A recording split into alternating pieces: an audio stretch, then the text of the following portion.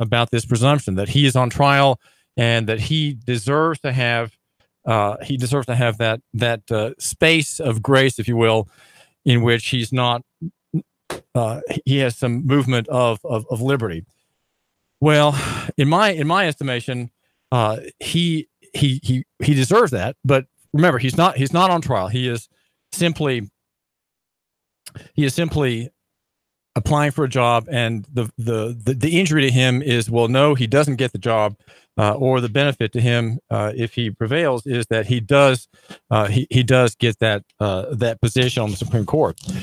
Well, conservatives are quick to raise this defense of presumption of innocence, but they generally don't. They generally don't raise that presumption, particularly here in Chattanooga and across the country, where there is the encounter between the officer and the citizen. There are cases that have come to our attention that show that presumption is not given to the American citizen who ends up being badly damaged, injured, or killed. And I'm thinking of the death at the hands of Hamilton County Sheriff's deputies on Sunday of a man named Jeremy Allen Conn. According to TV9's report, a witness, Diana Letson, who called 911, said that this man is a paranoid schizophrenic. He was having an episode, and that he was the victim of a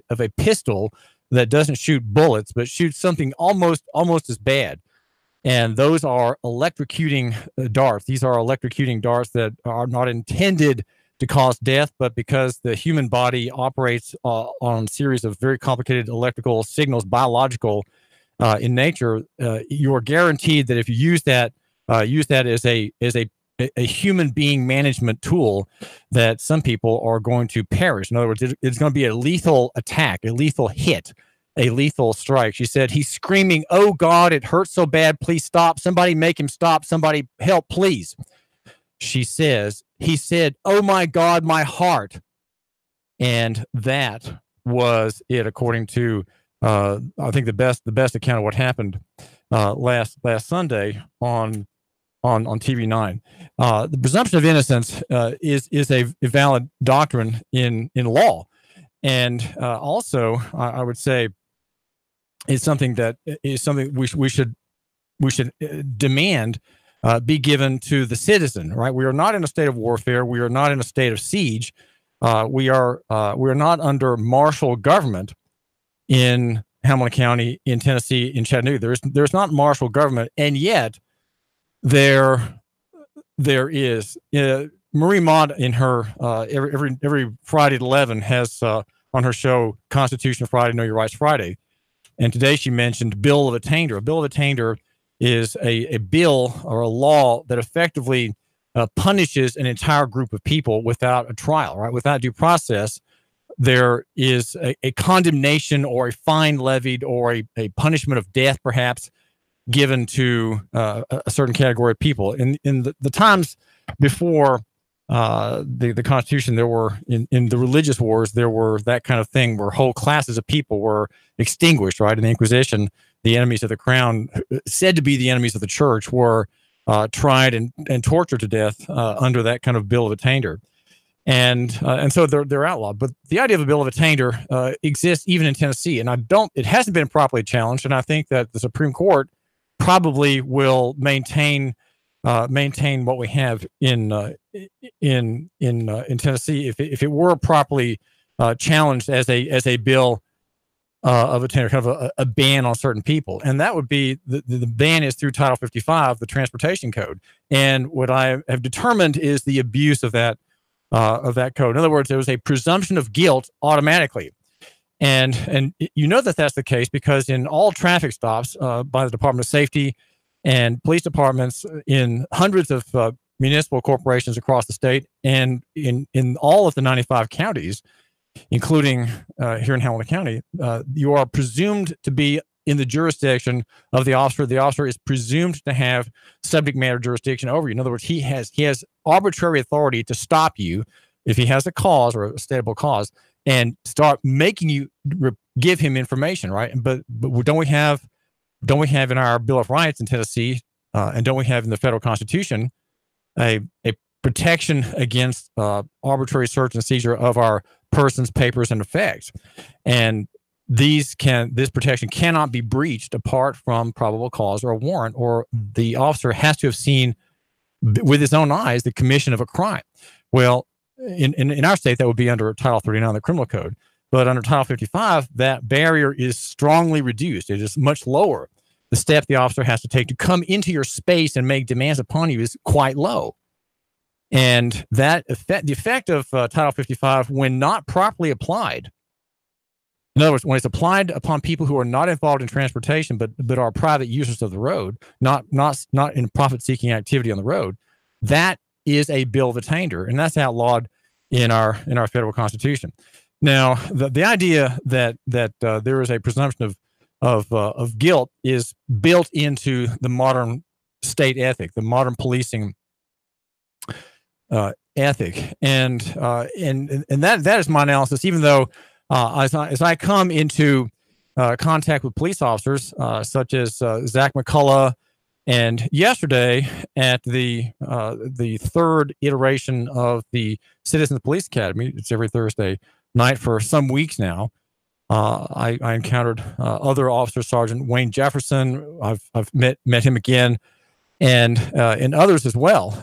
My goal, of course, as a journalist, is to meet people and have contacts, and to have to know enough officers so that if I need to find out something, I can, and not have to always go through the administration, right? And I was sort of shut down yesterday by being told, well, we can't let you do anything in the way of camera or recording unless you go through Eliza Mizal, the flack at the police department, who does not return calls. So, I really don't know what to say about that. But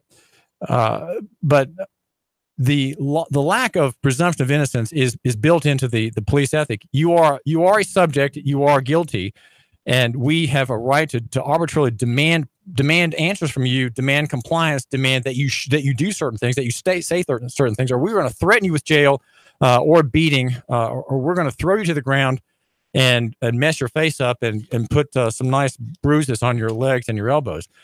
And it's come to my attention through the work of Matt Agorist, who is a writer at thefreethoughtproject.com. It's a very good website for this sort of material, where you have people who are in a state of distress, who are the victims of assumptive policing, of arbitrary and capricious policing.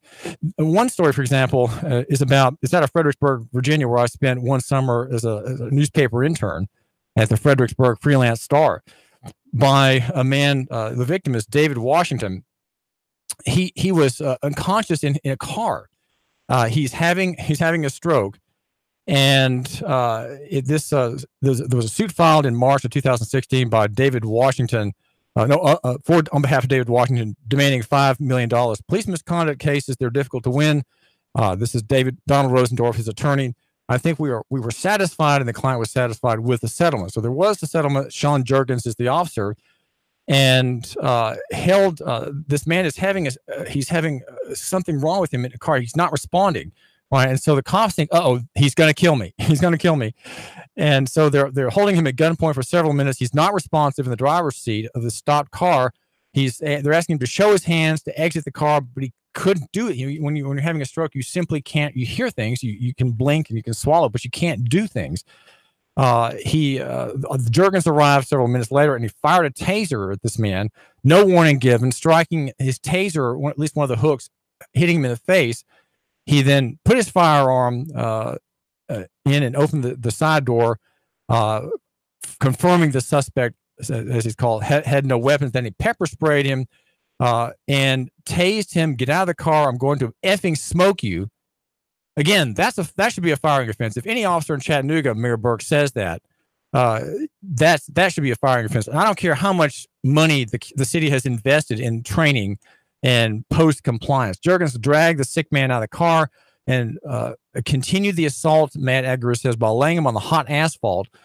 As he's being pepper sprayed and tasered and thrown to the ground and handcuffed, if that's not enough, they allowed a car to roll on top of Mr. Washington's foot. He has permanent losses, and the suit claimed unreasonable use of force, inappropriate activity. Again, because there's no presumption of innocence. So what you conservatives who are suddenly concerned about the presumption of innocence on behalf of Judge Kavanaugh, who probably is a moral and good man, probably religious man. I believe he's a Roman Catholic. Almost all the court now are Roman Catholic jurists. They're holders, probably at the best, they're holders of natural law theory, which is pretty suspect. But there's another case that came my way from Matt Agarist, the story out of Oakland, California, of Demoria Hogg. There's a $1.2 million settlement and a 3-year delay in getting the video of his death. It's something that happened in a car. Again, these are transportation stops, right? These are always under the authority of the transportation statute of these states. Again, think Bill of Attainder, right? Think Bill of Attainder. He's a black man appearing asleep in a gray car, BMW, engine running, and there appears to be a firearm resting on the front seat.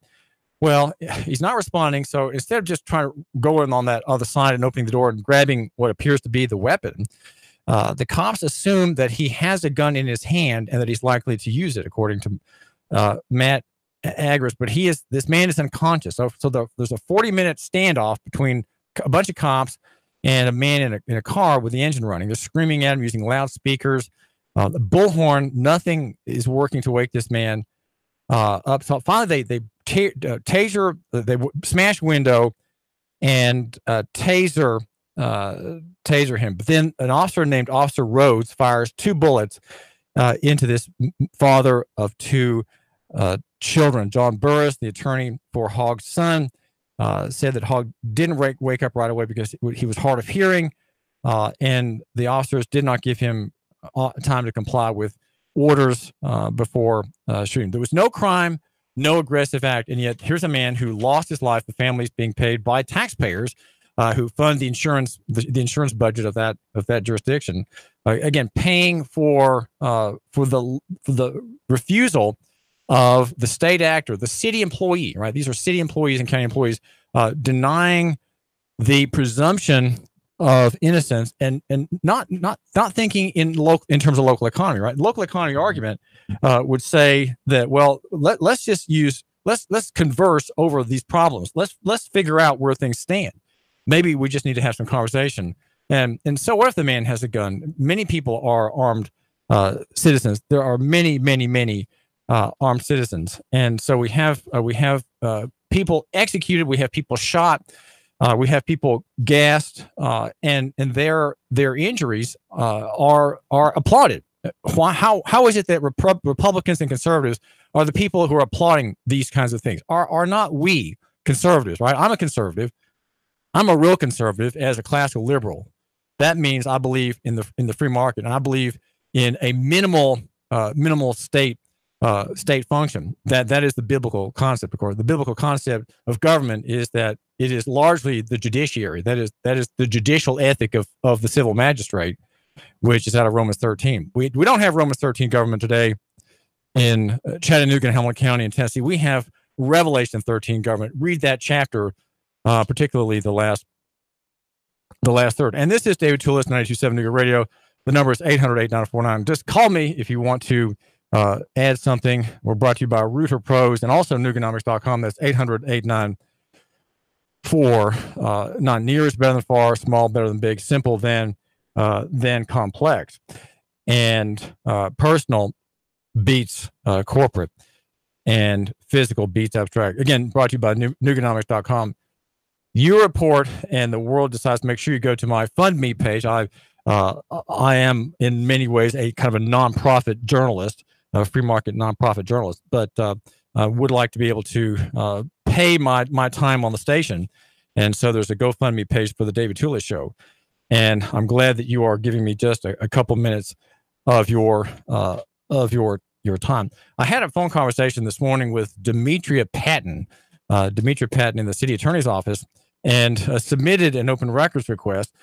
I thought I had done it a couple weeks ago, but apparently, as the website did again to me today, it didn't take my my pressing of the submit button. It just didn't go through. So when I had done that, I had put an open records request about transportation administrative notice.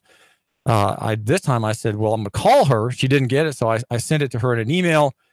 And Mrs. Patton said she got it. She had some follow-up questions about whose documents, whose memos, emails, and reports and papers I'm asking about. I am asking about whether the city is taking seriously the notice that I'm separately trying to file with the Register of Deeds. Mark Gravitt, newly elected, and a man, I'll say a man of courage, a man definitely of courage, because he is intervening in a manner that is outside the scope of his authority. And the scope of his authority as the Register of Deeds is effectively to register documents that are of legal import, that have maybe just a purely personal or corporate purpose, but which people want to have entered into the public realm. Okay, that's what happens when you publish a document. I'm a publisher. Publish a document with the Register of Deeds. A lot of what he publishes is real estate transaction, deeds of trust, contracts, covenants, and things like that. There are many corporate interests that are served there by the recording of documents. If you do a find on my name, I've published 4 things in that body, including a power of attorney for my mother, for example, and then there are others pertaining to my rescission of Social Security back in the late 1990s and in early 2000, and litigation that I had with the state of Tennessee. One document that I published there is a letter to the jury, because I was trying to get indicted as opposed to being treated in a civil setting by the Department of Safety, and I insisted that I had a right to be indicted and not to be accused civilly. And so in preparations for that demand to be pressed, I filed a document, a letter to the jury. So that was a public record. So there are kind of oddball things like that you can find there, not just from me, David Toulis, but from many other people. For example, there's one diploma, high school diploma. You find all kinds of things of that seemingly inconsequential nature. So I've been asking about this notice. And I hope today, as we have time, we've got a lot to get to. We're going to hear about East Ridge and the city council elections in East Ridge. East Ridge, which in newsrooms such as the TFP have in the past had, and probably still has, a kind of gnarly reputation for insider politicking, backbiting, and the like. Maybe things are different now than from the time when Dick Cook was there and I was there. But we're going to hear about that. And also a remarkable case in Virginia where the victim of a roadblock, an arbitrary search and seizure of a roadblock, was fighting back. And you know how he's doing it? He simply read the statute that shows what the officer has to do and what the limits are on every roadblock in that state. Roadblocks in Tennessee are illegal, but the high court allows them under the high and noble doctrine of state necessity. Just read the cases. And I've got some important announcements. Do stay tuned. David Toulis, the great. 3, 2, 1. Chattanooga Radio. Digital FM 95.3 HD4. 92.7 FM's news. Now. 2 men brutally attacked with a knife on Clayton Avenue back in August. One victim, Jesse Whitfield, hospitalized in critical condition. Police have arrested Stephen Shepard, charging him in the attack. Witnesses report Shepard was in an argument with the Whitfields when he whipped out a large pocket knife and stabbed them both, then escaped. A Chattanooga police officer was involved in a car crash on Highway 153. The crash backed up traffic for quite a period of time on Thursday afternoon. Reports say there were no injuries. TDOT officials worked to clear the scene while police took control of the situation. And event organizers canceled the swimming portion of the Ironman triathlon in Chattanooga due to fast-moving waters and concerns over E. coli. A Facebook post from the event's page shows water readings for E. coli came back showing levels more than 20 times the normal amount, and Hamilton County Fair is canceled this weekend. Val St. John for Chattanooga Radio, News Talk 92.7, Action News now.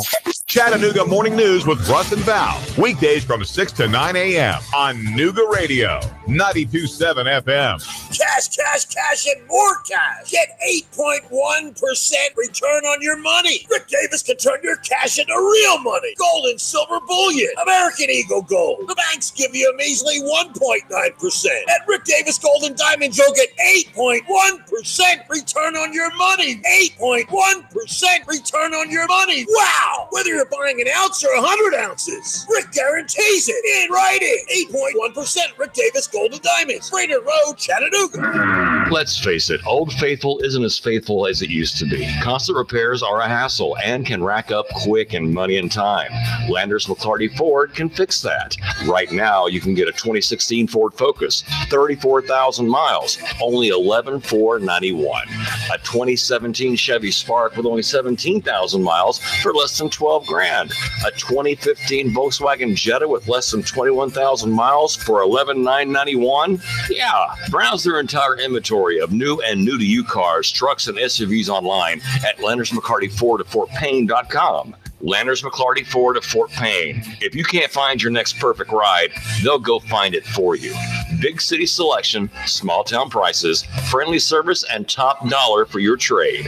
The savings are waiting and only a short drive away, so what are you waiting for?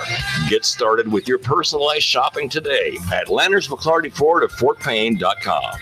Join Nooga Radio and the Gridiron Gang live from 7 to 9 at Starbucks at 10 North on the North Shore. We're talking all things high school football. There's a specialty brew or refresher weekly inspired by the game of the week. Sweet treats, extended hours all season long, and we're pet friendly. Portions of all proceeds support local schools and educational scholarships as well as after-school programs. It's football time in Tennessee. Join us every Thursday live from 7 to 9 at Starbucks, 10 North, your North Shore neighborhood living room. Your home is a constant work in progress. Repaint the walls? Yeah, easy enough. Leaky faucet? There's a video for that. But roof repair? You might want some help. That's where Chattanooga Roofing Contractors come in. They have 3 generations of roofing excellence you can count on. Leave the ladder in the garage. Go to chatroofing.com. That's chatroofing.com for Chattanooga Roofing Contractors, a roofing company you can trust. It's that time of year again. For the 7th year, Wings Over North Georgia Air Show will be Saturday, October the 13th and Sunday, October the 14th. You'll see some of our government's finest assets flying in the world today. The rarely seen Air Combat F-22 Raptor demo team and the A-10 Warthog will both headline the show, along with Tora, which is the reenactment of Pearl Harbor to include pyrotechnics. Patty Wagstaff and Michael Goulian, both world aerobatic champions, will be showing off their amazing skills, along with numerous other aviation rock stars. On the ground, you'll be able to experience military static displays and even have an opportunity to ride in a Huey or Cobra helicopter. Wings Over North Georgia is an action-packed way to spend a weekend with your family. You can even camp on the grounds. The Richard B. Russell Regional Airport is the place for all the action on October the 13th and the 14th. For tickets and camping reservations, visit wingsovernorthgeorgia.com. Man, you sure you know what you're doing? Yeah, I worked with my dad on his truck all the time. Just one more bolt to go. Yeah, wrong bolt. Today's truck ain't your daddy's truck. For repairs on today's vehicles, you need Amco Transmission and Total Car Care of Chattanooga on Lee Highway. Stay on the road, not in the garage. Amco Transmission on Lee Highway. Get it done the right way. The Thompson Pet Way. Yeah, I just put that anywhere. Join We've Got You Covered with Scott Schrader every Saturday from 10 to 11 on Nooga Radio. From finance to fixtures, we discuss everything you need to know about buying or owning a home, the pitfalls, the perks, and everything in between. Saturday mornings, 10 to 11, right here on Nooga Radio. Nooga Radio, Chattanooga weather. Expect lots of clouds, but dry and comfortable weather out there for your afternoon. High settling into the upper 70s. Tonight, partly cloudy, some more late fog, lows 60 to 63. Now for the weekend, looking good through Sunday with some sunshine, dry with highs 80 to 83. Control your diabetes with the help of Hamilton Diabetes and Endocrinology Center, now in Dalton and Ringgold. For more, their number 706-278-1622. And I'm Soar Gene 12, Chief Meteorologist, National 4. Nooga Radio 92.7. Now, the smartest guy with a bow tie in Chattanooga, Tennessee, David Toulis.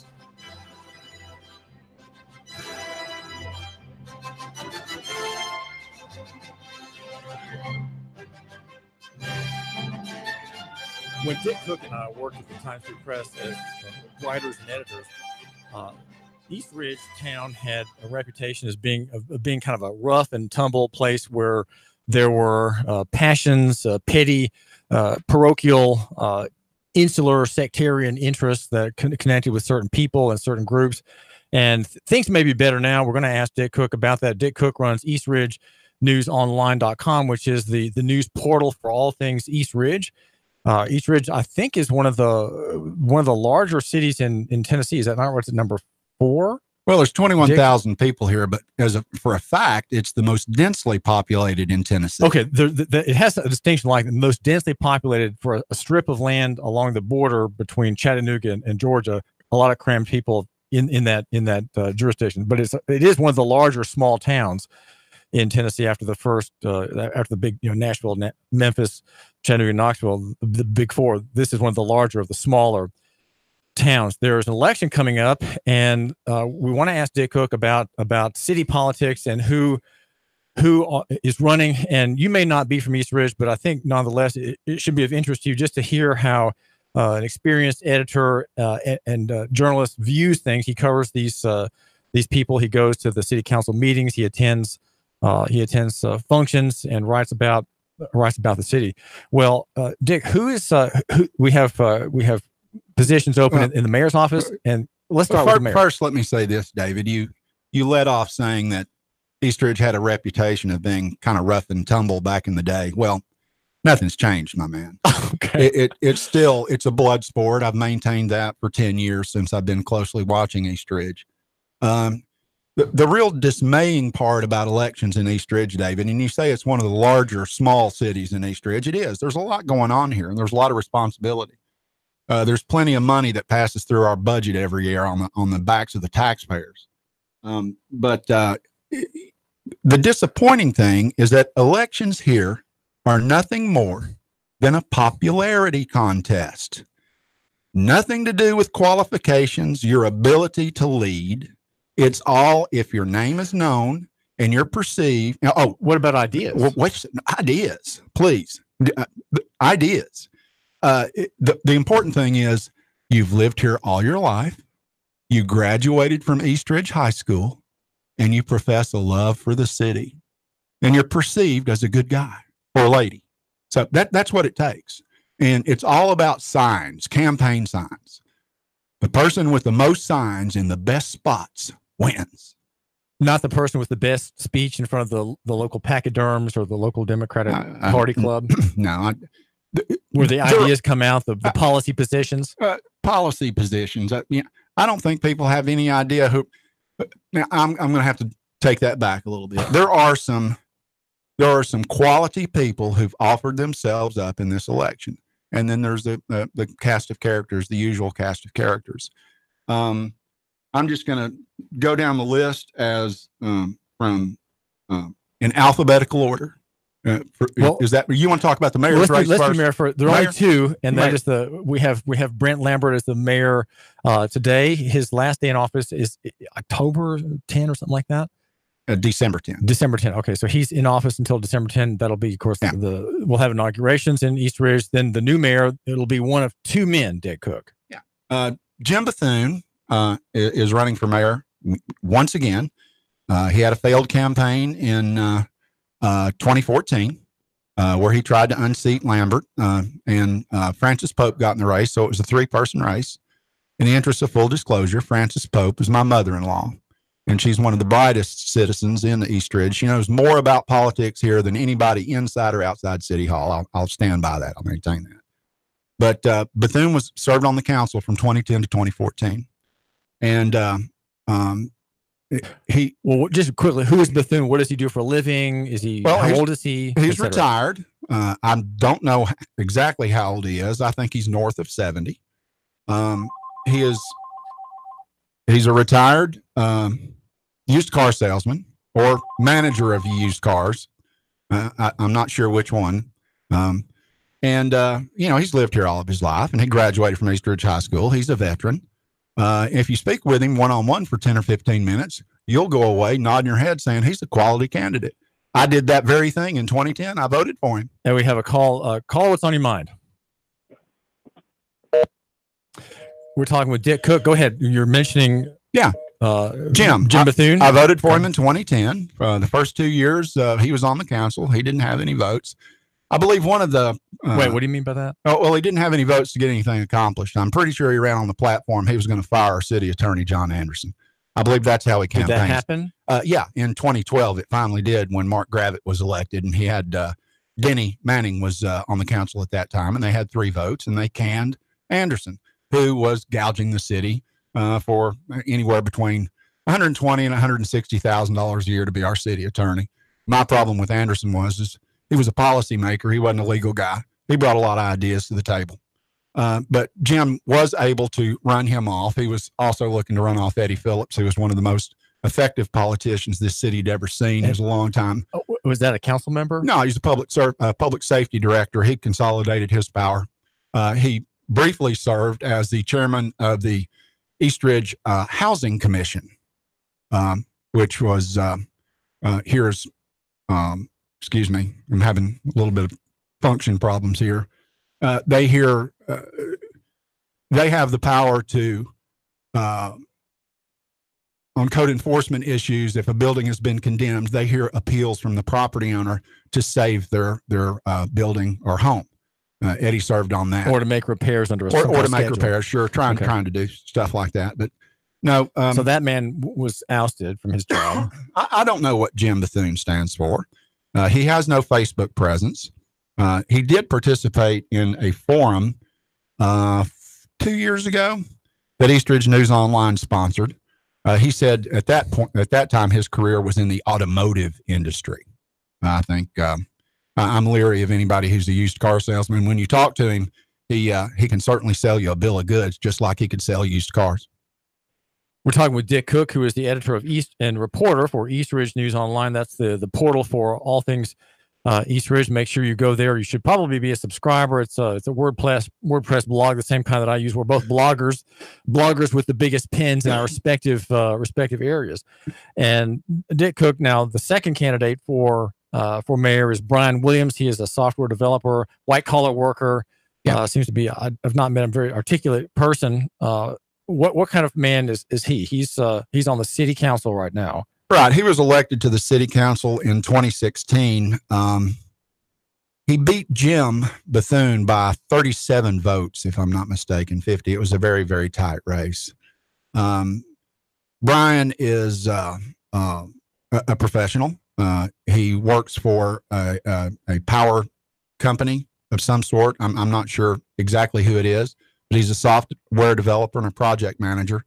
I believe he has a degree. I'm not sure on this, but he's an educated man, and he has some ideas.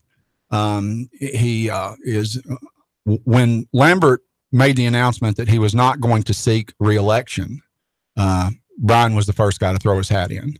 I think he has some ideas. He's well-spoken. He does speak in complete sentences, which is a step up for East Ridge Council and mayor. He has ideas, and he can articulate his ideas.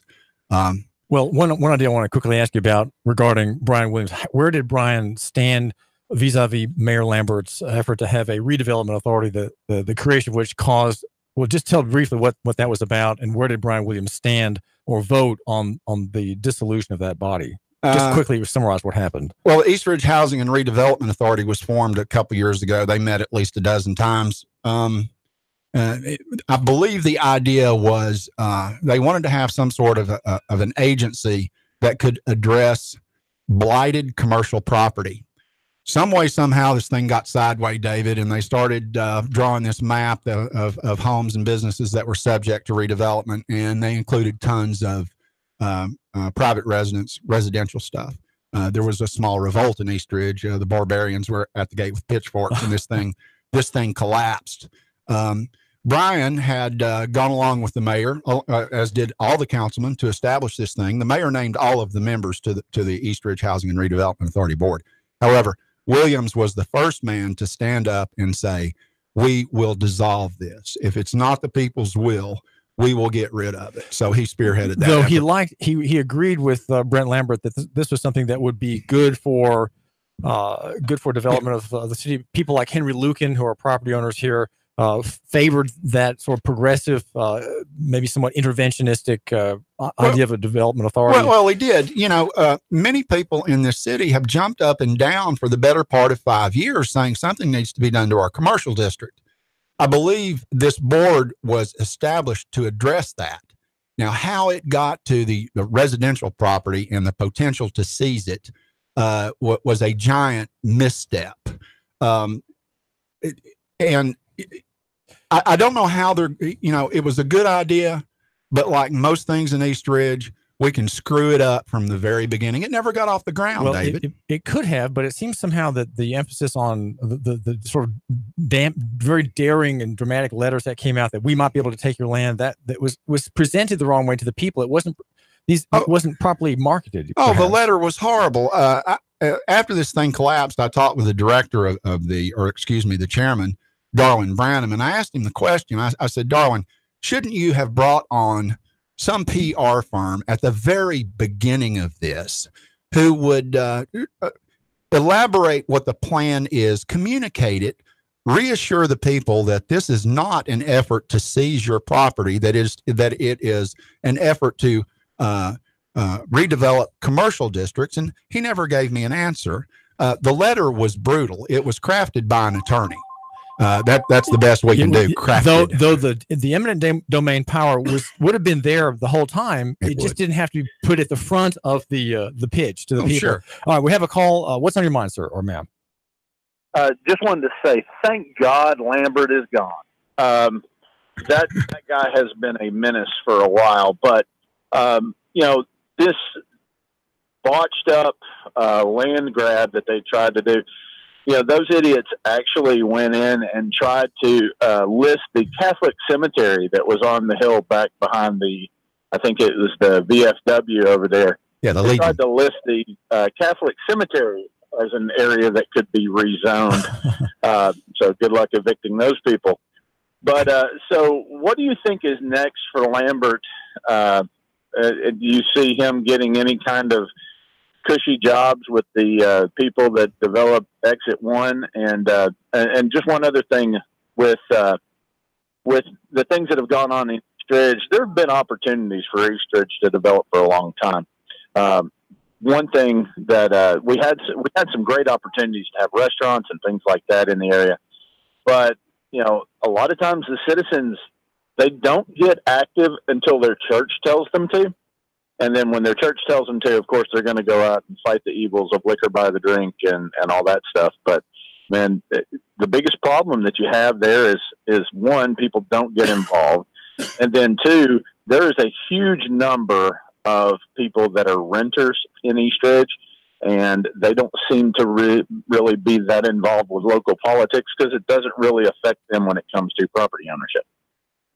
You make some very good Thanks points. for There. I don't know what Lambert's future is. I had speculated that once he did leave office, that he would probably end up on his feet or land on his feet with Exit 1 LLC guys who are developing Jordan Crossing. He is currently the chief operating officer of the Tennessee Valley Railroad Museum, which is a very responsible position, and he's moved that organization forward quite a bit. Yes, we've missed out on some development, and it all began a generation ago when you mentioned people who are attending churches. The churches control the votes out here a generation ago, and God forbid that we have liquor by the drink. So all the development, we were the third highest concentration of motel rooms around an interstate exit in the early 70s. They could not sell alcohol by the drink. That was the beginning of the end there. This is David Toulis, and we're talking with Dick Cook. Dick runs East Ridge News Online, eastridgenewsonline.com, and we're talking about the coming elections. We've been discussing Brian Williams and Jim Bethune facing each other off for mayor. There are only two, but now there are 2 city council seats open, Dick Cook, and there are 8. There are 8 people running for it. Let me first of all kind of close the loop on the mayor's race. Go ahead. As it stands right now, Brian Williams, his opposition, they've done a heck of a job laying the tatters of the East Ridge Housing and Redevelopment Authority at his feet. And they are continuing to hammer home. Is that just or unjust? I think it's unjust. I think he once he saw that this was not going to float, he was the first guy I said to jump up and say, we're going to stop this. We're going to abolish it. We're going to dissolve it. So, I mean, what more can you do? He did not know all the inner workings of what was going on in the board meetings that they did have. But once it was clear that this was a major misstep, Brian said, no, we're not going to do it. So you could say he's big enough to change his mind. Yes, he is. Or when new material comes to you to adjust your thinking. There you go. He has an open mind. That is something that's sorely lacking from our politicians in East Ridge. It's always been the top down. Here's what we're going to do. Here's how we're going to do it. You can like it or lump it. We're going to shove it down your throat if we have to. The East Ridge Housing and Redevelopment Authority would still be in existence had this not been an election year. I guarantee you that. The number is 800-8949. If you have a question for Dick Cook, he's the editor of East Ridge News Online. Make sure you become a subscriber so that every time Dick posts something, you will get it in your inbox, eastridgenewsonline.com. The number 800-8949. Okay, 2 city council seats, 8 candidates. About whom do we need to hear first, Dick? Jackie Cagle's the incumbent, and he's running for re-election. Jackie's a retired city employee. He ran the garage here for, I don't know, a number of years, many, many years. Jackie is firmly in the camp of Jim Bethune, and I speculate that Jackie has been used by Jim as a proxy for the last 4 years. Now, I'm not necessarily harshly criticizing Jackie. He's one of the few people during a council meeting who will ask some questions. But Jackie has a hard time sometimes seeing the forest for the trees. I think he's a credible candidate. He doesn't take what's fed to him and just kind of peruse it. He dives deep into the facts and figures and the money. He's tight with a buck. However, you know, he's been an island out there unto himself. I mean, he shows sales resistance, which is what we want politicians to do, to resist ideas for this and that. I think so. Mike Chauncey, I'm going alphabetical here, is a... well, let's not go alphabetical. Let's go by who needs to be discussed first, because that person may consume what we have to say, and we may get a call about that person. Whom do you want? You're the editor. Whom do you want to discuss next? Who's the most interesting? Maybe not necessarily because the best, but because that person's the most interesting. No, the most interesting person by far is Denny Manning, the man with the white shoes. He is an interesting man. I like him personally. He's a retired custodian from the Hamilton County education system. He was term limited. He served from 2002 on the council, if I'm not mistaken, until give me just a second. 2016. You reported 2014. Oh, 14. Okay. Yeah. He sat out. Well, it might be 16. No, it is 16. So he served for 12 years. Denny's claim to fame is that he's never voted for a tax increase, and he consistently, without fail, in December of every year would promote bonuses or raises for city employees. And Denny's old school, and back in the day, the way to win an election in East Ridge, you get the churches on your side, you get the employees on your side, you're well on your way. And he did a good job with that for 12 years. But how's my listener supposed to understand that comment? That this is, are you sort of praising him, or just saying, well, he's ineffective in his methods? How are we to evaluate what you're saying? I cannot support Denny Manning. He is an interesting candidate. He has served for 12 years. And as it stands right now, David, I think he has a very good chance of getting back in, because he goes to every funeral of anybody who dies in East Ridge. He's a nice guy, but I don't know what his level of education is, his career. I'm not trying to disparage anybody who worked as a custodian. He made an honest buck. The man does not have the ability to read information, keep an open mind, and make a darn good decision about the future and the taxpayers' money. I'm sorry, I can't support him. Like him as a person. I've got to get behind. I want to mention a newcomer to politics here. Her name is Ondi Witt. She's retired from the state. She worked in economic development, was integral with helping the state land the Volkswagen deal here in Chattanooga. She knows the ins and outs of how to recruit people for jobs, recruit businesses.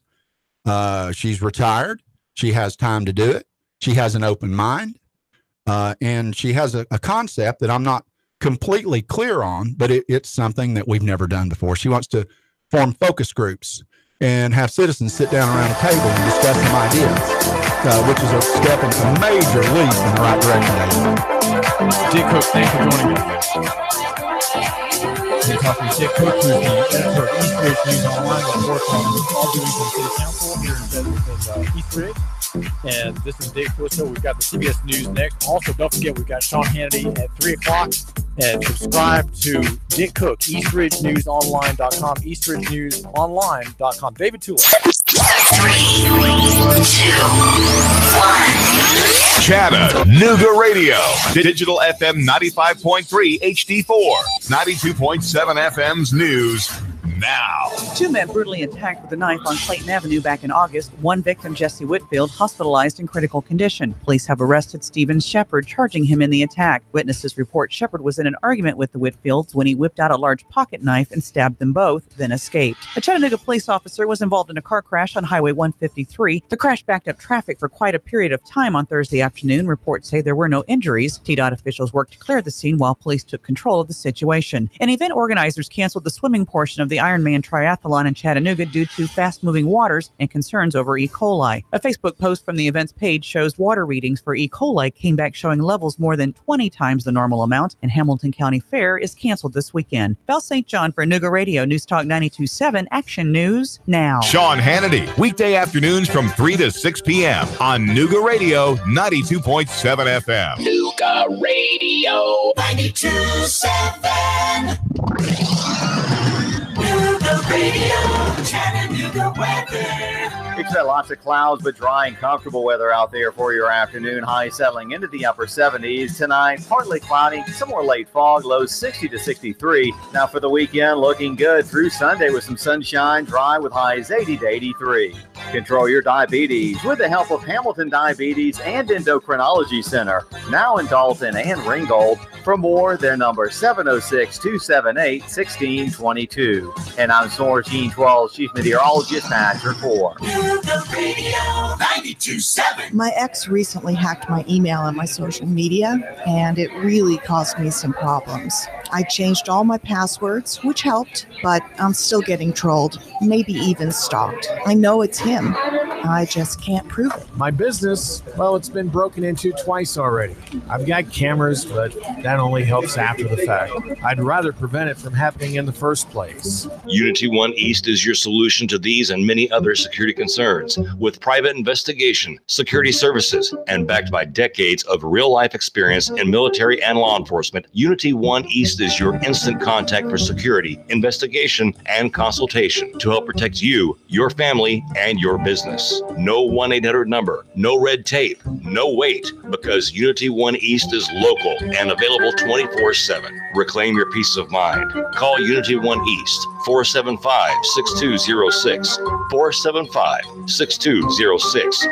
Call 423-875-3600 if you're looking to expand your professional look of your business. Then consider the vast opportunities that are available when you locate your office with the Rains Group family. Remember, it's location, location, location. And the Rains Group has the location for your professional office. Check out the spaces for lease at Executive Business Park on the Lee Highway. Small or large, we will be able to suit your needs with the Rains Group. Call 423-875-3600 for the business professionals with the Rains Group. Nooga Radio. Are you brain dead? Still voting for pathetic liberals? Take 3 hours of Sean Hannity from 3 to 6. Nooga Radio. Then call us in the morning between 9 and 11. 92.7. Nooga Radio.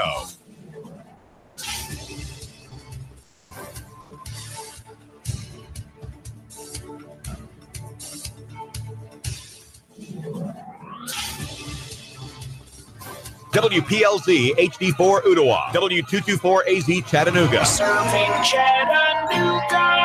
Broadcasting live from the center of the universe, the Tennessee Valley's most listened to news talk station. Nooga Radio 92.7. This is CBS News on the Hour, sponsored by ZipRecruiter. I'm Jim Taylor. Breaking news. Controversial Supreme Court nomination. Controversial Senate Judiciary Committee vote just now. Details live from CBS's Bill Rakoff in Washington. Jim, just moments ago, the nomination of Brett Kavanaugh was voted out of committee, but there's a catch. Senator Jeff Flake said he would vote to report out Kavanaugh's nomination, but only if there's a delay for an investigation of the sexual misconduct allegations against Kavanaugh. I think it would be proper to delay the floor vote for up to, but not more than 1 week, in order to let the FBI continue to do an investigation limited in time and scope to the current allegations that are there. Democrats spoke out in support of such an investigation, but the decision rests with Senate Majority Leader Mitch McConnell as to whether there will be a delay in the vote, which had been scheduled for early next week. But McConnell needs Flake's votes, so the senator has a little bit of leverage there, Jim. Republicans passing part of their tax cut legislation in the GOP-controlled House today. Here's CBS News correspondent Allison Keyes. Even though the legislation is unlikely to pass in the Senate because of the slim Republican lead, GOP leaders in the House pushed for that vote in these weeks before the November midterms. That could force Democrats to vote against permanently extending the temporary tax cuts for individuals and small businesses that took effect the first of this year.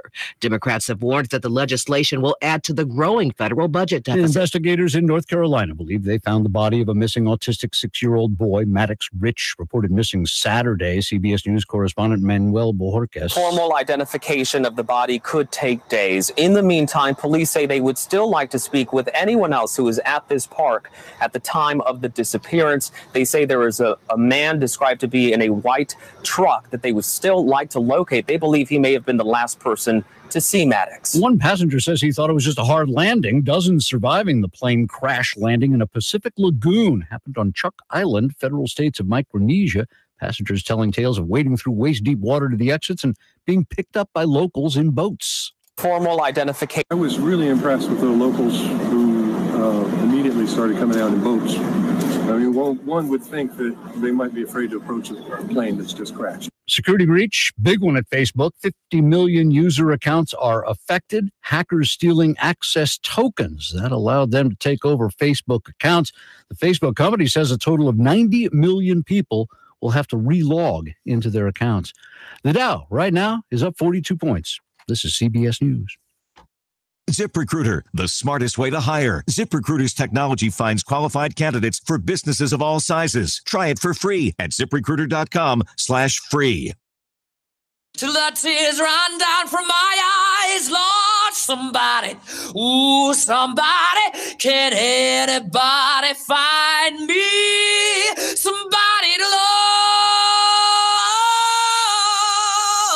love. Alexa, play hits from Queen. Okay. With Amazon Music, a voice is all you need. Get tens of millions of songs. Download the Amazon Music app today.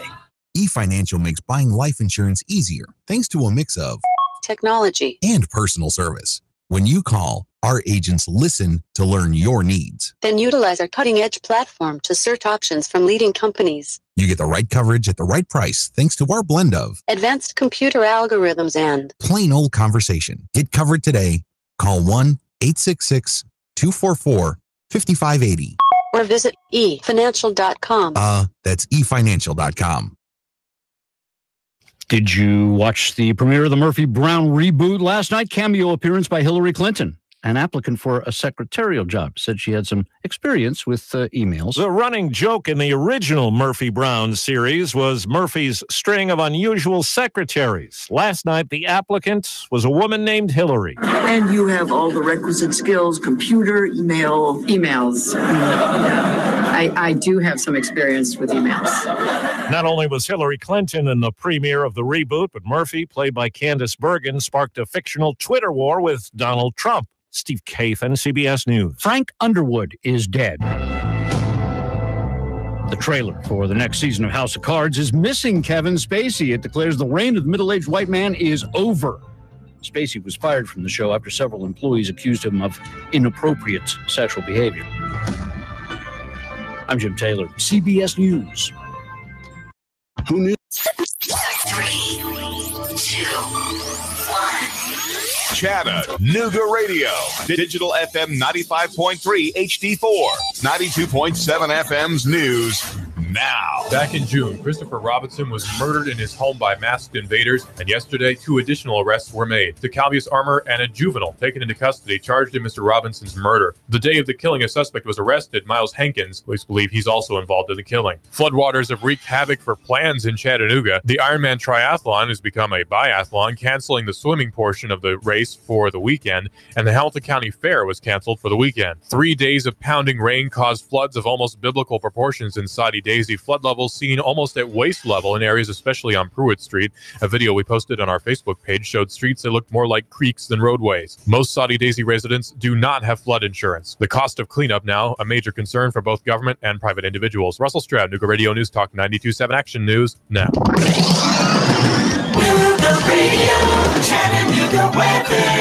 Expect lots of clouds, but dry and comfortable weather out there for your afternoon. High settling into the upper 70s tonight. Partly cloudy, some more late fog, lows 60 to 63. Now for the weekend, looking good through Sunday with some sunshine, dry with highs 80 to 83.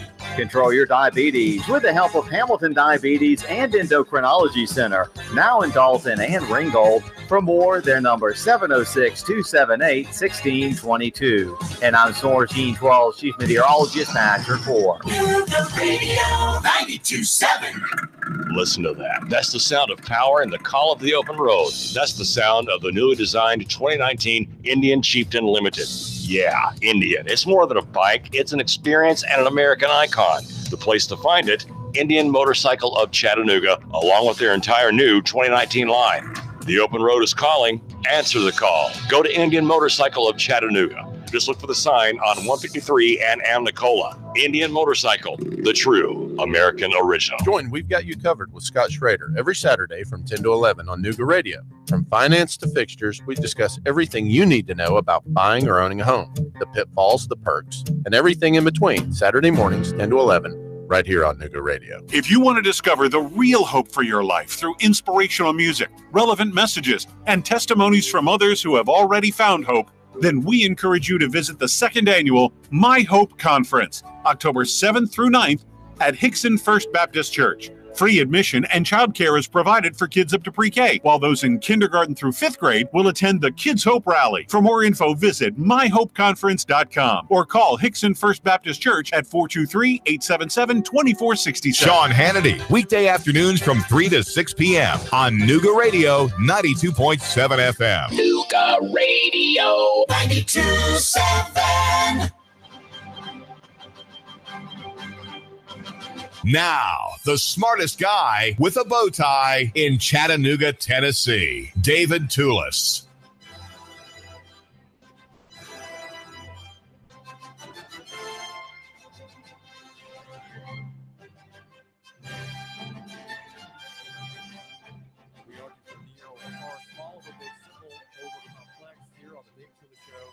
In Chattanooga, East Ridge, and points beyond personal is better than corporate, and physical is way better than abstract. Brought to you by Nuganomics.com, and the number is 800-8949, 800-8949. You report and the world decides. We're brought to you by Rooter Pros, the top-notch plumbing company out of Cohutta, Georgia, serving all the Chattanooga area. And also make sure you go to the GoFundMe page. If you think the David Toulis Show is something remarkable, that you've not seen anything quite like it or heard anything quite like it before, make sure you go to the GoFundMe page so that I, your host, can pay my dues, if you will, to Nuga Radio. And Nuga Radio is 92.7 FM and 95.3 FM HD4 high definition channel 4, and that's GoFundMe, the David Toulis Show. It's a way of my connecting with you and you with me.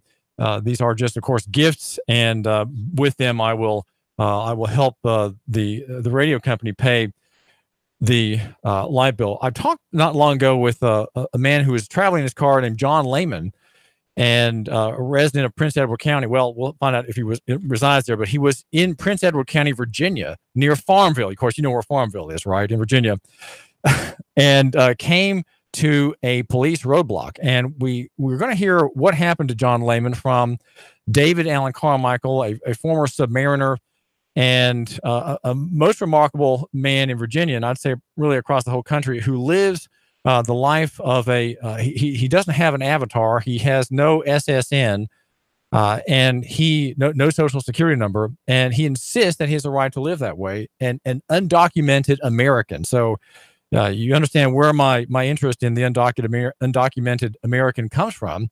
It comes from people like David Allen Carmichael, who was, as I was 2 decades ago, in a fight over the right to be free from state claims of personal ownership of the individual. David, tell my listener who John Lehman is, first of all, and tell us where he is in a battle. He has done something remarkable as a victim. He is a victim of policing and sheriff deputying in Prince Edward County. Who is he, and what's the story, David? Well, I'll give you his background, and he's shared some of it on the radio, so this is a broad general summary. He's a Christian man with strong convictions about his identity, and that his identity is in Christ. We know in John chapter 1, he says, as many as received him, to them he gave the right to become children of God. So he considers himself, because of Scripture, the revelation of Scripture, and the witness of the Holy Spirit in his life, that he's a child of the living God. And he doesn't have, and the other problem is he's got a little bit of education.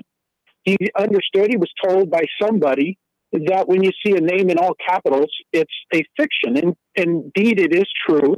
If you go register a corporation, the name of the corporation is in all caps. It might say Inc. in title case, but even a Navy ship, the George H.W. Bush in all caps is the ship, not the man.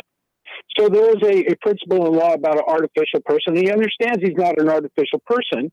He also understands that the kangaroo courts, I kind of use that flippantly, but kind of the initial court you might face, a traffic court or something like that, is something made for artificial persons. It's a practice of maritime law. And I'm just repeating things that he might tell you, or things I know that people have told him. And I've done a little homework and realized that he's correct. And so it is really not under the constitutional framework of the natural rights, or even the common law rights, or the rights that really are the Constitution is the framework of the Constitution.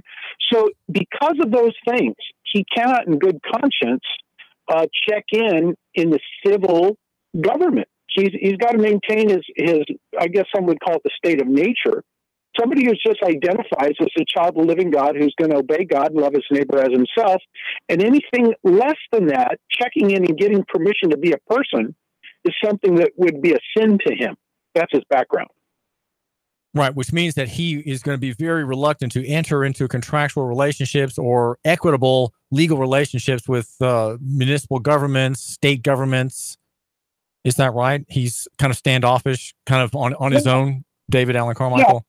Yeah, and I did a little homework for this show today. I did some reading of Blackstone's commentaries on the laws of England, and what you can read through the laws of or the commentaries of those laws, the things that we inherited in this nation, and it is known that you have an option of either joining the society or remaining a child of the living God, and just loving God, loving your neighbor as yourself. You don't offend anybody. There's no cause for anybody to take position against you just because you won't bow the knee to their particular societal form. In the history of law, it's a reasonable thing. All right, tell us about this encounter with the police. Well, he was going down the road near his house, and there's a checkpoint. They call it a traffic. There's a word for it. Off the top of my head, I can't think of it. But it's essentially a traffic check, supposedly under the guise of safety. And so what they do is they come up and they ask you to identify yourself. In fact, the conversation was recorded, and they said over and over and over again, you must identify, you must identify. Once or twice, maybe, somebody threw in the word license, driver's license. But essentially what they're trying to do is find a criminal. That's their whole purpose, is to find out, to have you prove you're not a criminal. And so that's the purpose of the stop. And John, knowing that, and knowing the Constitution, and reading some of the declarations of the Supreme Court who are upholding that natural law, right, those absolute rights, he understands that you can't just stop a guy on the side of the road and demand him to prove he's not a criminal or go to jail. He knows that he can't. And at one time, he was in the military. He gave an oath to support and defend the Constitution against all enemies, foreign and domestic. So because of those awarenesses in the way his mind is set, he had to stand, and he told them, you can't do this. You can detain me for a few seconds. For if you're looking for somebody, a particular criminal, there's some reason that you're stopping everybody on the road. Like there was a bank robbery down the road, and we're looking for a guy in a blue checkered shirt with a beard or something like that, and a wart on his nose. I mean, if that's the case, then that's fine. You can stop me and kind of verify I'm not the guy you're looking for, but I'm not required to identify myself, and it's completely voluntary. And you ask your questions to verify I'm not the guy you're looking for, but then you got to let me go. And that's the absolute truth. And I just read a case when we were, everybody's looking at the Judge Kavanaugh thing. And I know the other day you mentioned something about Judge Napolitano's take on Kavanaugh's view on the Fourth Amendment and stuff. So I went and read a case. There's United States versus Askew. And it talks about that you don't have the right to search a guy or anything. You don't have a right to open a guy's jacket. You don't have a right to impose on somebody who's standing his ground that he owns. Wherever he's standing, he owns that ground for that moment. And you have no right to do that without a search warrant. So that's what he stood on. He challenged them. And then after 33 minutes of him telling them exactly what the law was, they arrested him for failure to comply, which means for them obstruction of justice, totally taking obstruction of justice, the context of that statute completely out of context. So they arrested him, and then they told him after they arrested him without a warrant, they said, oh, by the way, since you're so interested in constitutional rights, you have the right to remain silent. Well, he always had the right to remain silent, and he kept pointing it out to him. So that's his status, and so he's digging in because this has happened to him at least twice before. He got slapped in jail for 110 days because he challenged the court's jurisdiction, and they put him in the hoosgow until he stopped challenging the jurisdiction. And he never stopped. It was a long story. So that's his thing. He's got to stand his ground, and so he's taking this as far as it needs to go. If it needs to go to the Supreme Court, it's going to go there. He's not going anywhere. They got a tiger by the tail. Well, are you dealing now, David Allen Carmichael, helping John Lehman of Prince Edward County with a criminal defense or some kind of suit where you are the plaintiff, or rather where John Lehman is the plaintiff? Well, he's not yet there. Well, he's in the middle of a defense. So there's a little trickery going on. He's gone through the district court, which is the kind of the maritime law summary judgment kind of situation. And so he pushed the button to file an appeal in what would be more of a constitutional court with full constitutional rights and protections and common law and possibly even equity, and justice potentially. So he's in a defense, but he's having to do it himself because, notwithstanding the common law right to have counsel or a first friend or first blood stand with you in lieu of somebody who's basically confessed allegiance to the court, they're standing against that in Virginia. So he's got to basically stand it himself, make his own arguments. What I am standing with him as a researcher, administrator, a typist, push print, while he's going about his business. I might do some administrative things as part of our ministry, actually, trying to get people in his situation with his religious convictions to not be persecuted. So you're in the first level court still here in Chattanooga, we call Sessions Court or City Court. That's where the case is, or are you in the next court up? In the next court up. And do you have appeal? But do you have a right to trial de novo, a new trial, or is it an appeal from an existing ruling, David? No, it's de novo. Okay. Well, just quickly explain what that means, because my listener hasn't heard about that, and there is an advantage in understanding that you have a right of appeal out of a city or a corporation court, David Allen Carmichael. Yeah, and it's a little bit weird. It's just this side of double jeopardy, where they try you. No matter what you say, no matter what you quote in the law, it doesn't matter. You're guilty. It just is amazing to watch it happen. So they'll try you without the ordinary rules that you might see on television. Right to you quasi have a right to conduct, interview your witnesses, things like that. There's some procedures they just kind of ignore. they actually operate on different rules. If the rules of the Supreme Court of Virginia, they go to Rule 7 instead of Rule 3. Rule 3 is for your ordinary protections in a criminal defense. And then so it's a summary judgment. There's no jury. The judge just decides. And again, it doesn't really matter what law you put in front of him. He just makes his decision. And then you have 10 days to appeal it. As soon as you appeal it, it's as if the first case never happened.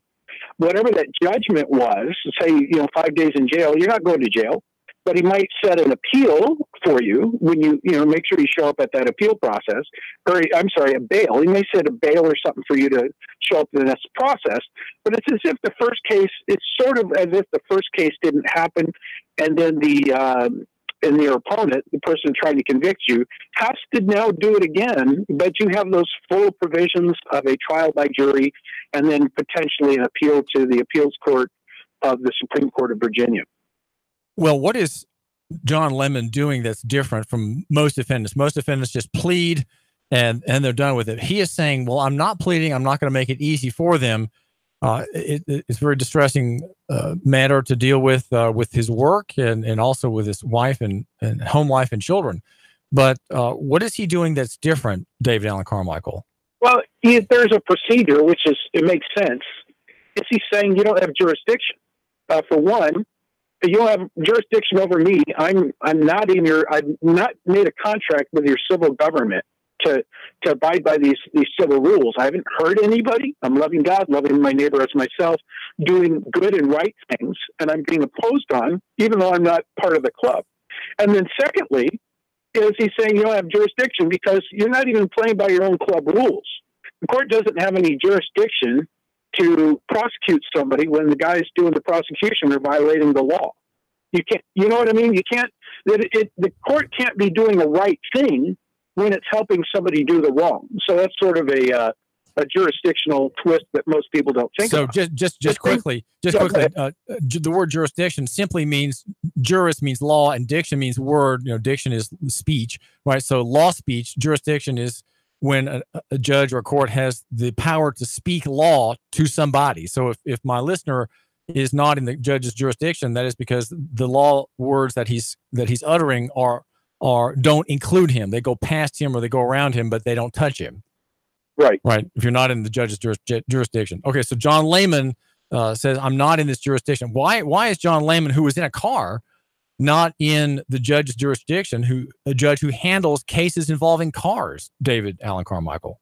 Well, that's one of the things is they said that he was driving on a suspended license. He's never had a license. And there's little trickery not trickery, but there's things in the Virginia statutes where you see the difference between somebody is told they must have a license and driving without one, and driving on a suspended license. Suspended license is you had a license and you are part of that contracted group and you have violated the contract. And now your license is suspended. And then the court has certain powers. You have certain penalties that could happen to you that otherwise would not be there. It's a presumption that you're in the club. Well, how did he get any evidence that he's ever had a license? But nonetheless, they're charging it with him. And actually, the origin of that suspended license came from a fraudulent procedure that was done against him by a lawless judge and with witnesses doing some strange things in the courtroom that were way outside the powers of any judge on the planet. So essentially, the judge declaring him to have a suspended license was frivolous in the first place. And of course, that might show up in the court. A program like that here in Tennessee, David Allen Carmichael, has been declared unconstitutional. In July, a federal judge named Alita Trauger in Nashville overturned the state's program that would give licenses to people who did not have one and then revoke them or suspend that license. And I've had firsthand knowledge of that procedure being done. People who are never been licensees but use the roads as a matter of right are assigned a license and then it's revoked immediately so that the charge can be levied or leveled. You are driving on suspended. Though that person like John Lehman never had one. It is a kind of a fictional arrangement and possibly fraudulent. Well, it's trickery too. I mean, think of the sense of the nature of law. Law is fixed and invariable. It applies in all places and times alike. It's based on right and wrong. So here's people doing administrative trickery to sort of fake show that they have some power. You know what I mean? It's absurd. It shows there's something sublime motivating that kind of conduct. It's just weird. Well, how is John a dangerous defendant? Here they thought he was just another defendant, a crank who's standing on his rights. Now, though, that he's defending himself, is it possible that these state actors are a little uneasy, David? I don't know. I think some are irritated. I'm just observing. You know, as you sit out in the audience and you're watching what's going on, as you see some get angry, some are kind of merciful. Like, man, I got to do this job, but this guy, he's actually standing for what's right. And so you see some people giving him grace. He doesn't want to be, he wants his name, he wants to be called John. He wants the people to call him his Christian name. And so there's some people in government will apologize to the court. No disrespect. They're actually calling him by his Christian name because he prefers it. You know, I've seen them say that in the courtroom to tell the court why they weren't giving him the normal kind of address that made some think is respectful. Are you talking about the orals, the reference of his name in speech, David, or are you talking about the presentation of his name in writing? Because there is where you can tell what party the state's addressing, the corporate party or the human being, flesh and blood man party. Right. Well, when they talk to him, and that's their grace speaking to him as a man, they speak to him in his Christian name. And then what you see is they have this weird thing of being hell-bent on making sure there's all uppercase letters on this case document. Notwithstanding, I've seen some examples in the Virginia Supreme Court where they're suing real people and they have the title case appropriately addressing them as somebody who's a man created in the image of God. So it's interesting to see why this hell-bent association with this fictional name. It's amazing. I mean, it's just strange. They will not relent because, again, it's an indicator of trying to say that he's a ship so they can do maritime law. And that's what I've heard conspiracy theorists tell me, but I'm observing it. It's kind of creepy. Well, so what you're saying is that the modern states and modern corporations really don't want to deal with flesh and blood people. They cannot somehow get their hands legally upon them. They can't bring these people under some kind of claim or obligation or debt or contractual claim. So he is saying, well, look, I'm not this corporation, John Lehman. I'm a human being. John Lehman is spelled with capital J, small o, small h, small n, and so on. And that's how he's identifying himself. I know I had that same question come up in my case in the early 2000s, David, and I insisted that I be addressed as a human being, as an individual. And the Department of Safety at first refused it. I sent, when mail came to me, which it was required to be sent to my home address inside a daisy, I rejected it. And finally, they relented and sent and had the correspondence with me dealing with the name as it was given on my birth certificate, which was upper lowercase names. Presumably, now I'm somewhat speculating here. Presumably, the man David Toulis, born of this Swiss immigrant woman mother, Marianne Toulis, who's still alive at age 94, her son. In fact, I got her to sign an affidavit stating that was my name and that she was my mother. So we're talking with David Allen Carmichael. We'll be right back. David, can you hang on just a minute? David was here, brought to you by Newgonomics.com and also Luther Pros.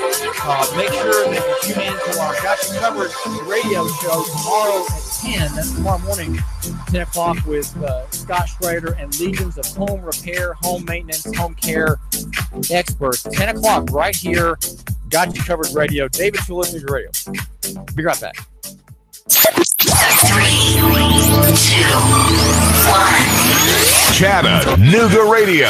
Digital FM 95.3 HD4. 92.7 FM's news now. 2 men brutally attacked with a knife on Clayton Avenue back in August. One victim, Jesse Whitfield, hospitalized in critical condition. Police have arrested Stephen Shepard, charging him in the attack. Witnesses report Shepard was in an argument with the Whitfields when he whipped out a large pocket knife and stabbed them both, then escaped. A Chattanooga police officer was involved in a car crash on Highway 153. The crash backed up traffic for quite a period of time on Thursday afternoon. Reports say there were no injuries. TDOT officials worked to clear the scene while police took control of the situation. And event organizers canceled the swimming portion of the Ironman triathlon in Chattanooga due to fast-moving waters and concerns over E. coli. A Facebook post from the event's page shows water readings for E. coli came back showing levels more than 20 times the normal amount, and Hamilton County Fair is canceled this weekend. Val St. John for Nooga Radio, News Talk 92.7, Action News now. Chattanooga Morning News with Russ and Val. Weekdays from 6 to 9 a.m. on Nooga Radio, 92.7 FM. Cash, cash, cash, and more cash. Get 8.1% return on your money. Rick Davis can turn your cash into real money. Gold and silver bullion. American Eagle Gold. The banks give you a measly 1.9%. At Rick Davis Gold and Diamonds, you'll get 8.1% return on your money. 8.1% return on your money. Wow! Whether you're buying an ounce or 100 ounces, Rick guarantees it in writing. 8.1% Rick Davis Gold and Diamonds. Brainerd Road, Chattanooga. Let's face it, Old Faithful isn't as faithful as it used to be. Constant repairs are a hassle and can rack up quick and money and time. Landers McClarty Ford can fix that. Right now, you can get a 2016 Ford Focus, 34,000 miles, only $11,491. A 2017 Chevy Spark with only 17,000 miles for less than $12,000. A 2015 Volkswagen Jetta with less than 21,000 miles for $11,991. Yeah, browse their entire inventory of new and new-to-you cars, trucks, and SUVs online at Landers McClarty Ford of FortPayne.com. Landers McClarty Ford of Fort Payne. If you can't find your next perfect ride, they'll go find it for you. Big city selection, small town prices, friendly service, and top dollar for your trade. The savings are waiting and only a short drive away, so what are you waiting for? Get started with your personalized shopping today at Landers McClarty Ford of FortPayne.com. Join Nooga Radio and the Gridiron Gang live from 7 to 9 at Starbucks at 10 North on the North Shore. We're talking all things high school football. There's a specialty brew or refresher weekly inspired by the game of the week. Sweet treats, extended hours all season long, and we're pet friendly. Portions of all proceeds support local schools and educational scholarships as well as after-school programs. It's football time in Tennessee. Join us every Thursday live from 7 to 9 at Starbucks, 10 North, your North Shore neighborhood living room. Your home is a constant work in progress. Repaint the walls? Yeah, easy enough. Leaky faucet? There's a video for that. But roof repair? You might want some help. That's where Chattanooga roofing contractors come in. They have 3 generations of roofing excellence you can count on. Leave the ladder in the garage. Go to chatroofing.com. That's chatroofing.com for Chattanooga Roofing Contractors, a roofing company you can trust. It's that time of year again. For the 7th year, Wings Over North Georgia Air Show will be Saturday, October the 13th, and Sunday, October the 14th. You'll see some of our government's finest assets flying in the world today. The rarely seen Air Combat F-22 Raptor demo team and the A-10 Warthog will both headline the show, along with Tora Tora Tora, which is the reenactment of Pearl Harbor to include pyrotechnics. Patty Wagstaff and Michael Goulian, both world aerobatic champions, will be showing off their amazing skills, along with numerous other aviation rock stars. On the ground, you'll be able to experience military static displays and even have an opportunity to ride in a Huey or Cobra helicopter. Wings Over North Georgia is an action-packed way to spend a weekend with your family. You can even camp on the grounds. The Richard B. Russell Regional Airport is the place for all the action on October the 13th and the 14th. For tickets and camping reservations, visit wingsovernorthgeorgia.com. Man, you sure you know what you're doing? Yeah, I worked with my dad on his truck all the time. Just one more bolt to go. Yeah, wrong bolt. Today's truck ain't your daddy's truck. For repairs on today's vehicles, you need Amco Transmission and Total Car Care of Chattanooga on Lee Highway. Stay on the road, not in the garage. Amco Transmission on Lee Highway. Get it done the right way. The Thompson Pet way. Yeah, I just put that anywhere. Join We've Got You Covered with Scott Schrader every Saturday from 10 to 11 on Nooga Radio. From finance to fixtures, we discuss everything you need to know about buying or owning a home, the pitfalls, the perks, and everything in between. Saturday mornings, 10 to 11, right here on Nooga Radio. Nooga Radio, Chattanooga weather. Expect lots of clouds, but dry and comfortable weather out there for your afternoon. High settling into the upper 70s tonight. Partly cloudy, some more late fog, lows 60 to 63. Now for the weekend, looking good through Sunday with some sunshine, dry with highs 80 to 83. Control your diabetes with the help of Hamilton Diabetes and Endocrinology Center, now in Dalton and Ringgold. For more, their number 706-278-1622. And I'm Soar Gene 12, Chief Meteorologist, National 4. Nooga Radio 92.7. Now, the smartest guy with a bow tie in Chattanooga, Tennessee, David Toulis.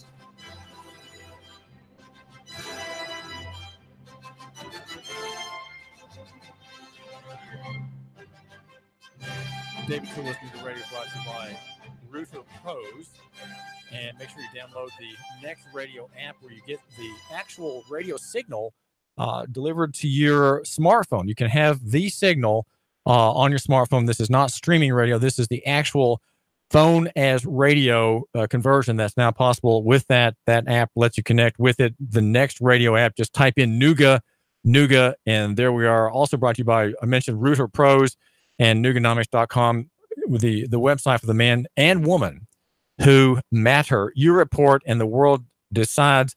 Make sure that you, if you like my show on the David Toulis Show, make sure that you go to GoFundMe. I'm trying to help pay my way on this mic. It's always very warm when I'm done, and there is some damage to the equipment by my rhetoric here on the David Toulis Show. So to replace the microphone from overuse and overheating, I'll need to make a payment to the station. So do think about that. The warm, glowing sometimes microphone. Now I've got David Allen Carmichael on the phone here. We're gonna ask him a question about the road. He and a friend of his whom he's assisting in a criminal defense in Virginia have made a remarkable point that just set my mind going, and that is about the origin of the street. David, why is John Lehman fighting a criminal charge from a roadblock? Why is he fighting it? And how is it that part of his claim is that he had a kind of ownership stake in the road there where the roadblock came against him? What are you talking about? Yeah, in his criminal defense, that hadn't come up yet. It's all procedural at this point. But what you talked to him about a few weeks ago, you had a conversation with him on the radio, and he mentioned something about a contract with his neighbor and things like that. And in talking to him about it just this week, I actually argued against it. And I said, well, you have to show that in law. What's the evidence of that? What I discovered by reading the commentaries of Sir William Blackstone, that's the stuff that Thomas Jefferson understood and James Madison, and those guys were citing those reserved rights. If you want to know what they are, read the commentaries of Sir William Blackstone, and it's book number 2, where it talks about rights of property. And what it says is, and I got a little quote here, is that when a man owns property and he's got a house and he gives it up for the street to be put in, essentially he has abandoned the property, because essentially the principle of law is if you possess it, that's your ownership. In fact, you're going to maintain your ownership. You got to demonstrate some use of the ground and possession of it because of the dominion date from the Heavenly Father from the beginning. You got to seize the property. So everybody seizes the property, he uses it, he puts a fence around it, he yields some to the public right of way, and then it goes back to everybody's possession in common. And again, I won't just quote Blackstone, but what I'll do is I'll just kind of summarize it. So what it comes down to is, I will quote a little bit. It says, "For by law of nature and reason, he who first began to use the land acquired a kind of transient property that lasted so long as he was using it no longer. The right of possession continued for the same time only that the act of possession has lasted." And this applies to your listener. "The ground was in common, and no part of it was the permanent property of any man in particular, except for when the man uses it." So in other words, when you're standing on the sidewalk, you own that. You own that property. No, I don't. It's a sidewalk. No, you own the property. It's everybody's property and nobody's property until it is possessed, notwithstanding the improvements, notwithstanding the pavement, notwithstanding the concrete. When you stand your ground, and that, even listen to that term of that right, even that statute in Florida, the stand your ground, you own the property you're standing upon. Okay, that's reality. So that means when you're in your car and you are possessing the car, whether you borrowed it, whether it's titled paper-wise in somebody else's hand, as an absolute right, those highest rights of mankind, the absolute right, the thing that government was designed to protect, that absolute right is yours when you're in possession of the automobile. And then you have the property it's sitting on that you possess on the pavement is yours. And as soon as you go a foot forward, that foot you just left is no longer your property. It's open and available to everybody who would like to possess it. That's reality. That's reality in the history of law. Again, if you read Sir William Blackstone's Commentaries on Law, book number 2, there's several chapters that go into that. All right. So the question for the man who's listening here, or the woman who's listening, is: I'm on the road, and I'm an immigrant, let's say, or I'm a black person who never had a driver license. I'm using my chattel property, my personal chattel, which is what it's called under the Uniform Commercial Code, on the road, and I'm being pulled over by the noble blue lights, and what am I going to do? Am I offending them? Am I violating their rules? Do they have a claim that precedes mine? Do I have to show their permission that I'm here? All kinds of thoughts go through that person's head. What is true about that person's rights, David? Well, people would argue that you give up certain rights when you join the club, when you get your driver's license, I argue those things. I think there's two sides to that coin. And some of it's true, and how far you want to go with your liberty, those things are, I think, they're arguable. Depends on how you want to deal with your neighbor. But everybody, whether you've got a driver's license or not, there's certain things, and Blackstone would say, there's certain absolute rights that you don't abandon when you enter a state of society. So getting a driver's license is entering a state of society, but you don't abandon your absolute rights. So, and again, you want to cooperate. Wait a minute. Yes, we want to cooperate, but however, we have a duty to hold each other accountable to the law. That includes the loving police officer who happens to be doing an open carry. You've got to lovingly correct your neighbor, and sometimes to keep your ground, you have to stand it. And in fact, I was just thinking about this. Oh, please come out of your car. In theory, and actually, when you do that, he's saying please, in theory, and understand the principle here, you're abandoning your property. You're abandoning the car. You're no longer in possession of it. You're abandoning that space that it occupies. Now the only thing that you own is the ground you're standing on as you're outside the car. Now, do you think every police officer is deliberately doing that? They're trained to do it because there is a spiritual influence behind it, and a spiritual principle of possession of property. In John's case, I think he's innately known right and wrong. So there's things he's done that match the law, even though he couldn't quote the law. He knew right from wrong, and he knew that he needed to maintain his space, to not get out of that car unless they tell him he's under arrest, and then he can deal with that later. But until he's under arrest, he has to maintain his property, stand his ground, or he is voluntarily abandoning it for the possession of anybody else, including the police officer.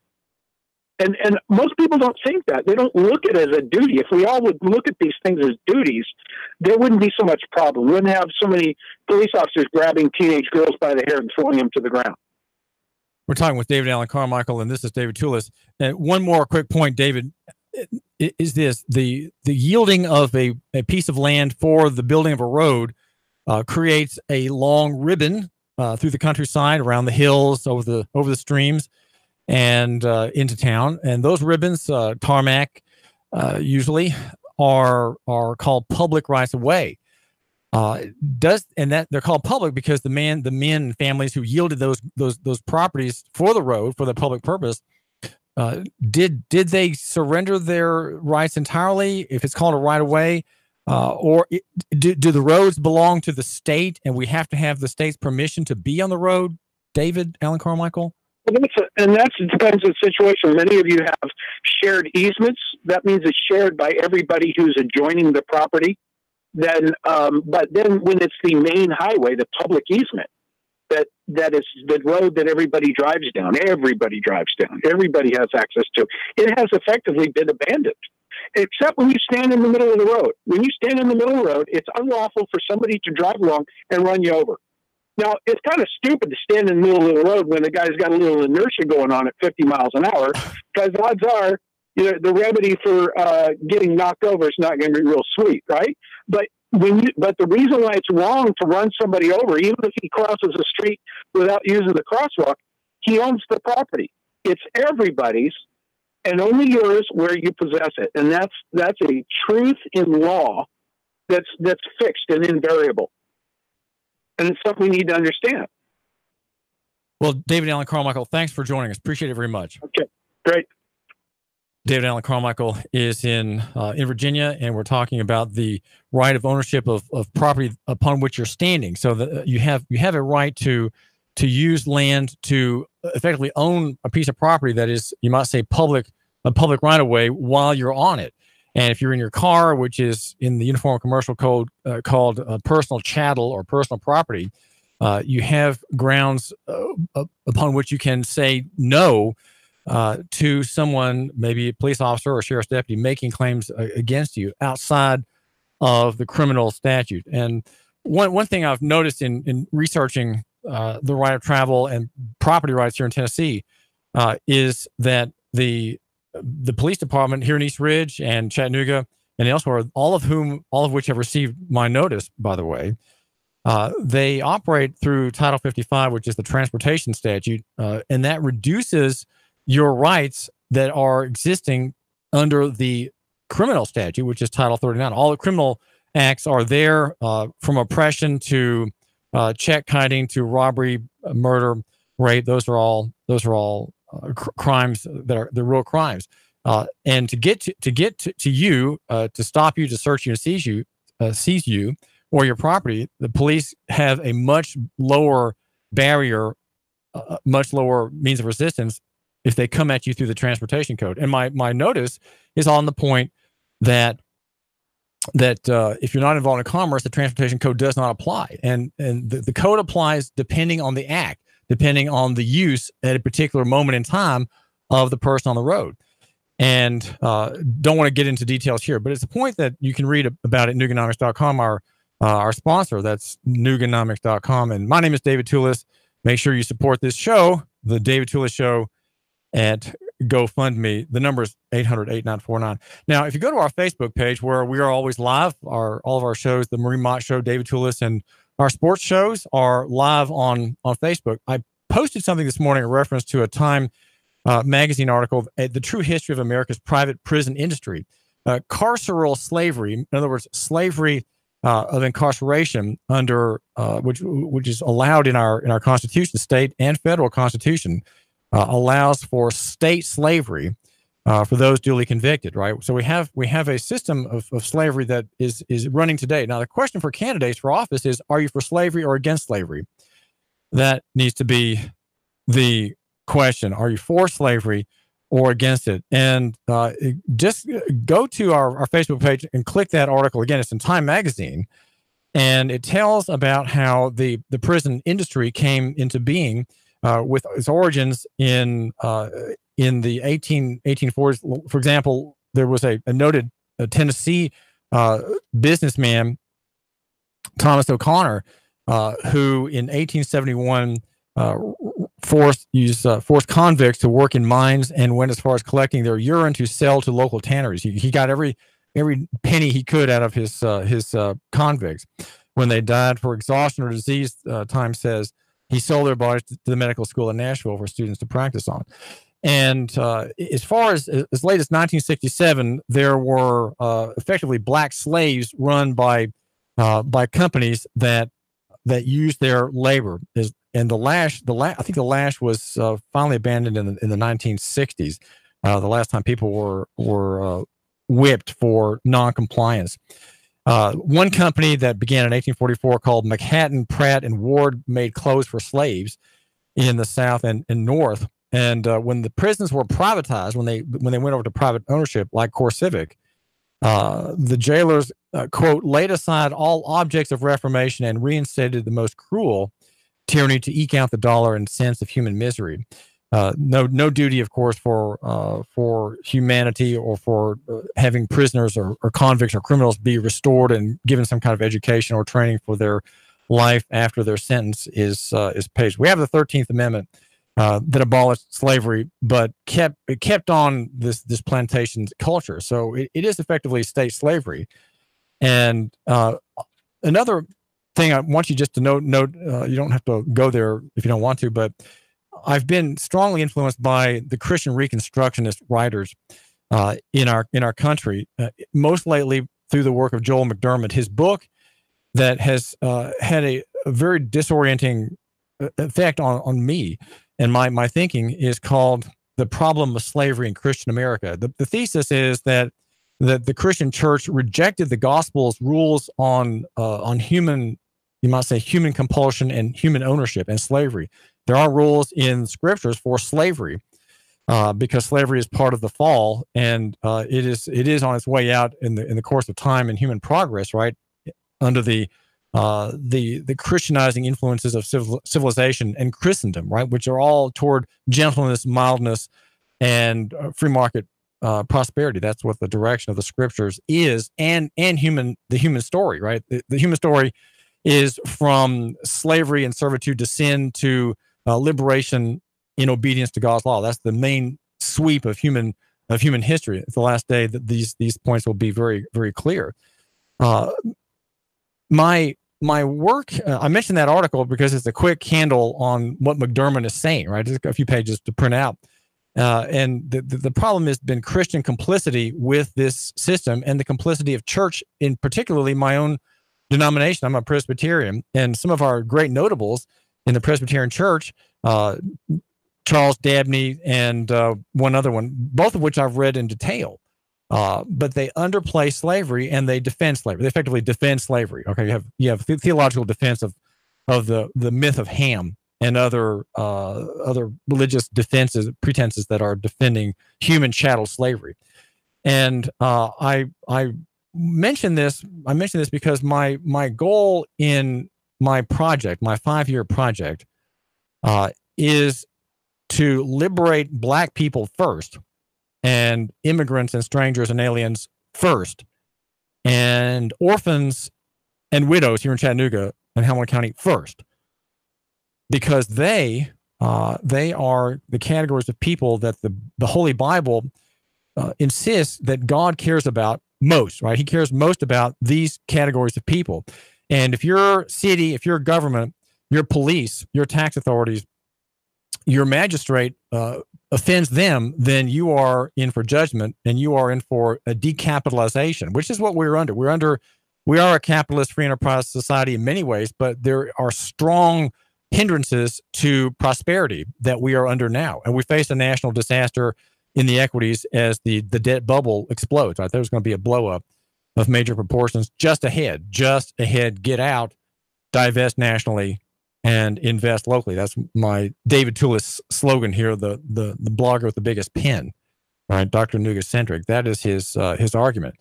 And I mentioned my Notice project, which it is effectively a police reform project that takes private users off the police gun site. That's what's going to happen if Hamilton County, Chattanooga, East Ridge, Red Bank, and other corporations obey the statute. I'm putting them on notice as to what the statute says. The transportation statute affects and controls and regulates transportation. And I'm not involved in transportation, so why do I have a driver's license? Okay, I have a driver's license effectively for other purposes other than the use of the road. And I understand that. But what about the people who don't have a driver's license or who can't afford a driver's license, can't afford insurance and all those things? Well, they don't have to have it under the statute. So the notice is facing headwinds, and I want you to know that there is a conflict brewing between Mark Gravitt, the Register of Deeds, who's refusing to record a public document of legal import, and on the advice of the county attorney, Reuben Taylor. So these two men are saying, well, we're not going to record this document, which means all the more sure that I'm going to record it and have them record it so that it will be able to spread statewide. And it starts here. The growth, the leaven starts here in Chattanooga. And it is a Christian concept, and it's called reconstruction, and it's called rebuilding, and it's called building locally, lococentrism. Make a reform here. We don't need Nashville to pass a bill. We don't need Washington to pass a bill. We don't need a candidate for Governor Bo Watson, for state Senate, for example, Bo Watson, whose flyer I got yesterday, to pass a bill. That it's not. We don't have to ask other people to do something. We have to do it here ourselves. And we start with the individual person. That would be you. You, my listener. Stand your ground. Just as we heard the man John Lehman in Virginia is standing his ground and providing an increasing hellish circumstance for the cops who abused him, because they are going to have to pay. They're going to have to pay for abuse and false arrest in a separate civil suit, and they're going to lose their prosecution of this man. Standing your ground, saying no, understanding that you have rights. And if you have, I think whether you're a gang member, a prospective gang member, a poor person, or in any of these protected categories, there are defenses for you. For me, this is a kind of race reparations project. I'm not wanting anybody to pay race reparations, but I'm paying it myself in what I know and what I'm doing. That's how we make good for the oppression of the white race over the black race. And we are still feeling the effect of that, but not a lot of people see that we are under a judgment for what we, as Christian people, have neglected and applauded and approved for a couple centuries. David Toulis, Nougat Radio. 3, 2, 1. Chattanooga Radio. Digital FM 95.3 HD4. 92.7 FM's news now. 2 men brutally attacked with a knife on Clayton Avenue back in August. One victim, Jesse Whitfield, hospitalized